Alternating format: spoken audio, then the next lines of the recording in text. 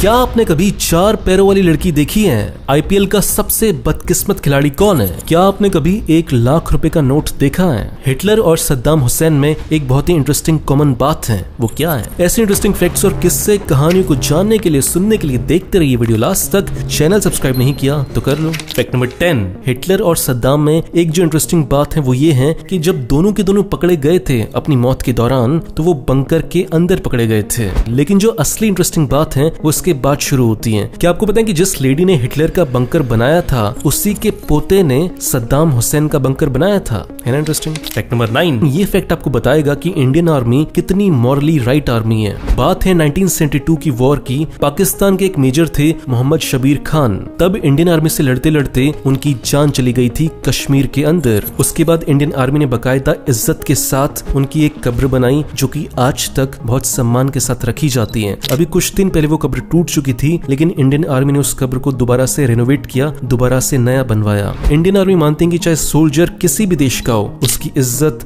उसका ऑनर होना चाहिए। फैक्ट नंबर 8, जब भी हमें कोई चीज नहीं मिल रही होती है या किसी भी चीज को ढूंढ पाना बहुत मुश्किल होता है, तब हम एक मुहावरे का यूज करते हैं जिसका नाम है, यार ये तो घास के ढेर में सुई ढूंढने वाली बात हो गई। लेकिन फ्रांस का एक बंदा है जिसने इस बात को सीरियसली ले लिया। उस बंदे ने सोचा कि क्यों ना ये काम सच में अपने हाथों से किया जाए, देखते हैं कितना टाइम लगता है सुई को ढूंढने में। और फिर उसने घास के ढेर में से ढूंढना शुरू किया। 1 घंटा गुजरा, 2 घंटा, 5 घंटे, 10 घंटे और फिर 18 घंटे के बाद उसे वो सुई मिल गई। फैक्ट नंबर 7, क्या लगता है आपको कि पूरे आईपीएल जितने भी हुए आज तक, उनमें सबसे बदकिस्मत खिलाड़ी कौन होगा? उस खिलाड़ी का नाम है अशोक डिंडा। क्यों, मैं बताता हूँ। अशोक डिंडा ने आज तक जितनी भी आईपीएल टीम्स के लिए खेला है, वो सारी की सारी टीम उस साल टेबल लिस्ट में सबसे नीचे आती है। जैसे साल 2008 में केकेआर के लिए खेला था, केकेआर 6th पोजीशन में थी। 2009 में भी केकेआर के लिए खेला था, केकेआर 8th पोजीशन में थी। 2010 में केकेआर 6th पोजीशन पे थी। फिर साल 2011 में उन्होंने सोचा कि मैं दिल्ली की टीम में जाता हूँ, फिर दिल्ली की टीम आई 10वीं पोजीशन में। फिर साल 2012 में गए पुणे की टीम में, तो वो आई 9th पोजीशन में। फिर साल 2013 में पुणे की टीम आई 8th पोजीशन में। फिर साल 2014 में उन्होंने सोचा कि मैं आरसीबी के साथ जाता हूँ, तो आरसीबी आई 7th पोजीशन में। तो इन सारे फैक्ट से बात साबित हो जाते हैं कि जिस भी टीम अशोक डिंडा रहते हैं, वो टीम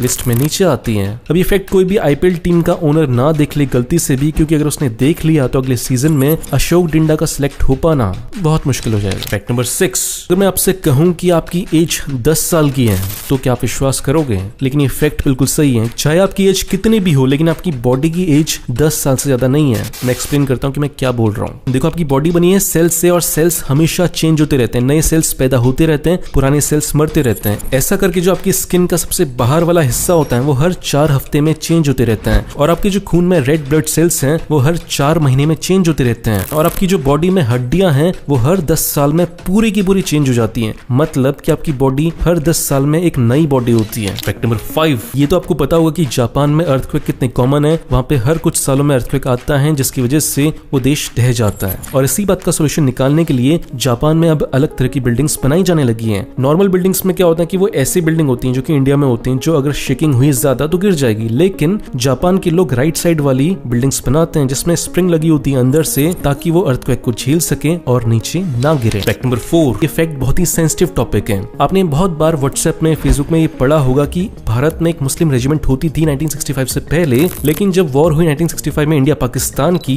तो मुस्लिम रेजिमेंट ने लड़ने से मना कर दिया और उसके बाद उस रेजिमेंट को बर्खास्त कर दिया गया। लेकिन क्या आपको पता है कि ये सब सरासर झूठ है? इसके पीछे की सच्चाई ये है कि ये झूठ फैलाया जाता है इंडिया के सोशल मीडिया में पाकिस्तान की आईएसआई द्वारा, ताकि इंडिया में हिंदू मुसलमानों के बीच में लड़ाई पैदा हो, इसलिए ये झूठ फैलाया जाता है। और इसी झूठ से लड़ने के लिए इंडिया के एक्स 120 ऑफिसर्स ने भारत के प्रेसिडेंट को ये लेटर लिखा है कि जो भी ये फेक न्यूज फैलाता है, उसके खिलाफ खतरनाक एक्शन होना चाहिए, क्योंकि ऐसा करने से भारत की जो हार्मनी है हिंदू मुसलमान की, उस पर बहुत बुरा असर पड़ रहा है। और रही बात की इंडियन आर्मी में कितने मुसलमान हैं, ये कभी किसी को पता नहीं चल पाएगा, क्योंकि इंडियन आर्मी ये गिनती नहीं है कि उसकी आर्मी में रिलीजन के हिसाब से कितने लोग डिवाइडेड हैं। फैक्ट नंबर 3, पहली बार किसी शिप के अंदर स्विमिंग पूल कब बना था? वो बना था पहली बार 1914 में टाइटैनिक के ऊपर। फिर भगवान ने सोचा कि जो लोग इस शिप में आए हैं उन्हें स्विमिंग करने का कुछ ज्यादा ही शौक है, तो भगवान ने उस शिप का एक्सटेंड करवा दिया और फिर सारे के सारे लोगों को एक बड़ा स्विमिंग पूल मिल गया जिसका नाम था समुद्र। फैक्ट नंबर 2, जब भी आपको मधुमक्खी ने काटा हो तो आपको ऐसा लगता है कि जैसे आपको किसी ने सुई चुभा दी हो, लेकिन क्या आपको पता है कि सुई और जो मधुमक्खी की जहरीली नोक होती है उसमें बहुत ज्यादा डिफरेंस होता है। जब इन दोनों को माइक्रोस्कोप के नीचे रखा गया तो पता चला कि नीडल से बहुत ज्यादा शार्प होता है मधुमक्खी का जहरीला डंक। फैक्ट नंबर नंबर 1, ये कहानी है एक 4 पैरों वाली लड़की की और उस लड़की का नाम था मर्टल गॉर्बन। ये पैदा हुई थी साल 1868 में यूएसए में और ये पैदा हुई थी 4 पैरों के साथ। 2 पैर तो नॉर्मल थे, लेकिन जो बीच वाले 2 पैर थे वो बहुत छोटे थे और उन दोनों छोटे पैरों में केवल 3 उंगलियां थी, 5 उंगलियां नहीं थी। बहुत लोगों का मानना था कि जो उनके माता पिता थे वो बिल्कुल एक जैसे दिखते थे, तो लोगों का मानना था कि क्या पता वो रिश्तेदार हों, और जब भी ब्लड रिलेशन के बीच में बच्चा पैदा होता है तो उसमें डिफेक्ट होने के चांसेस बहुत ज्यादा बढ़ जाते हैं। 13 साल की उम्र में मर्टल ने सर्कस में जाना शुरू कर दिया और वो बहुत अच्छा पैसा भी कमाने लगी, लगभग एक हफ्ते का 30,000 रुपए, जो कि उस समय बहुत बड़ी बात हुआ करती थी। 19 साल की उम्र में उन्होंने शादी कर ली और 4 पैर होने के बावजूद, ऐसी कंडीशन होने के बावजूद भी उनके 5 बच्चे हुए। और फिर साल 1928 में इन्फेक्शन के कारण उनकी मौत हो गई और उसके बाद उनके परिवार ने जब उन्हें दफनाया तो दफनाने के बाद उनकी जो बॉडी थी उसको सीमेंट से अच्छे से ढक दिया, क्योंकि उन्हें डर था कि कहीं साइंटिस्ट उनकी बॉडी को निकाल कर उन पर एक्सपेरिमेंट ना करने लगे। दोस्तों, वीडियो के लास्ट में मैं आपसे केवल एक बात बोलना चाहूंगा कि वीडियो अगर अच्छा लगा तो 2 काम करो।